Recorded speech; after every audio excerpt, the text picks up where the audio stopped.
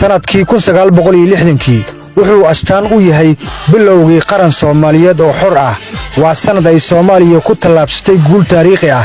una suurta gashay inay xorriyadeedii la soo noqoto kuna dhawaaqdo dawlad midaysan oo qarannimo ku dhisan 65 sano ayaa ka soo wareegtay sanadkii ay riyooyinkii gumaysidiidka ay rumoobeen waa bilowgii xornimada qarannimada iyo midnimada maanta oo ah talaado ay ku beegan tahay maalinta ugu qaalisan maalmaha taariikhiga ah Soomaaliya haddaba imise jeer ayay isku soo beegmeen kooda luuliyo iyo maalinta salaasada maanta oo kale 1969 ayay ahayd markii ugu horeysay ay isku soo beegmaan kooda luuliyo iyo maalinta salaasada sanadkaasi Soomaaliya waxay lahayd dawlad dastuuri ah oo ka dhalatay doorasho qof iyo cod ah Allah u naxariistay madaxweyne Cabdirashiid Cali Sharmaarke ayaa ahaa madaxweynaha dalka oo la toogtay 15 Oktoobar isla sanadkaasi toogashada madaxweynaha 6 maalin kadib dalka waxaa afgambi military kula wareegay dawladdii kacaanka ahayd 22 Oktoobar 1969 1975 sano kadib ayay ahayd markii labaad oo isku soo beegmaan maalinta salaasada iyo kooda luuliyo maanta oo kale dawladdii militariga ahayd uu hogaaminayay madaxweyne Siyaad Barre Allah u naxariistay ayaa si adag u hayay talada dalka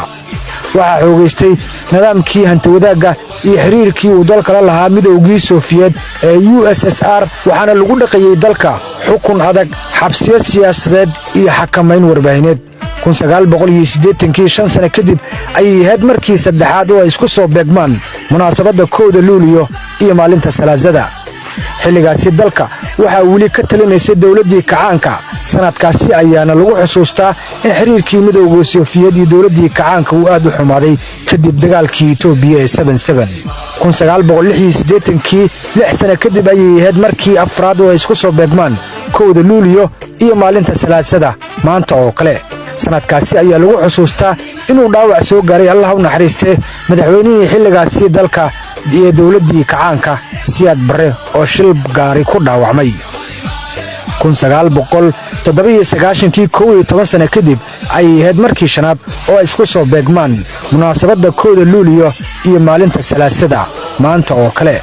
laga soo bilaabo burburkii 19 Soomaaliya waxa ay gashay fowdo iyo dagaal sokeeye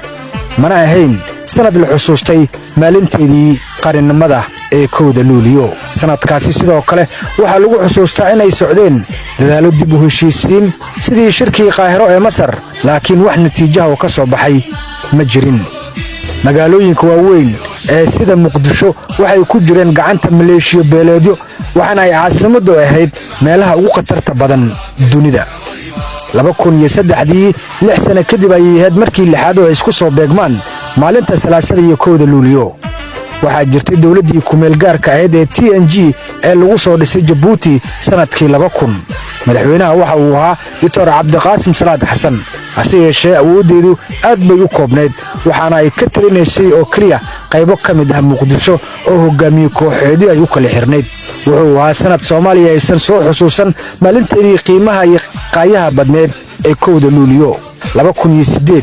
5 sano kadib ayay ahayd markii toddobaad oo ay isku soo beegmaan munaasabadda kooda luuliyo iyo maalinta salaasada maanta oo kale dalka wuxuu lahaa dawladdii TFG-da ee uu hogaaminayay madaxweyne Cabdilaahi Yuusuf Axmed dawladdaasi waxay dagaal kula jirtay midowgii maxaakiimta oo ay ku hoos noolaayeen Al-Shabaab iyo Xisbul Islaam waxay ahayd dawladdii ugu horeysay ee dib ugu shaqaysa filla Soomaaliya aqalka looga harameeyay Soomaaliya waxayna ahayd bilowga dadaalka dib u dhis dawladeed oo Soomaaliya ay ku yeelato nidaam federaali ah kadib 16 sano oo fowdo ay ku jirtay inkastoo ay la kulantay caqabado badan waxay ahayd saldhig laga dhisay dawladihii ku xigay sida dawladda federaalka ee hadda shaqaysa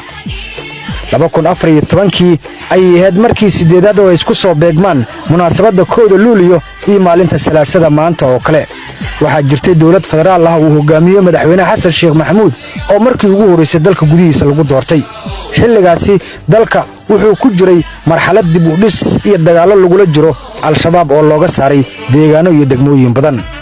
waxaa socday dhismaha maamul goboleedyada sida Jubbaland, Koonfur Galbeed iyo Galmudug. 2025 markii sagaalaad ayay isku soo beegmeen maalinta salaasada iyo munaasabadda 1 Luulyo oo 65 sano ay ka soo wareegtay. dalka hadda waxaa madaxweyne ka ah Dr. Xasan Sheekh Maxamuud oo dawladdiisu ay hiigsanayso inay qabato doorashadii ugu horeysay ee qof iyo cod ah oo la qabto 55 sano kadib. 2025 sanadkan waxa uu u muuqdaa sanadkii ugu quruxda badnaa ee loo dabaaldego 1 Luulyo 30 sano kadib. saakay dabaaldega 1 Luulyo waxaa ka qayb qaadanayay diyaaradaha militariga Soomaaliya oo ay ka mid ahaayeen diyaaradaha cusub ee dhawaan dawladda soo iibsatay sida T-129 Attack oo ka mid ah diyaaradaha ugu casrisan adduunka. qabqablayaashii qaxii iyo qaraxii waxaa bedelay qurux iyo qaran loo dhan yahay. Axmed Salaad, warbaahinta qaranka, Muqdisho.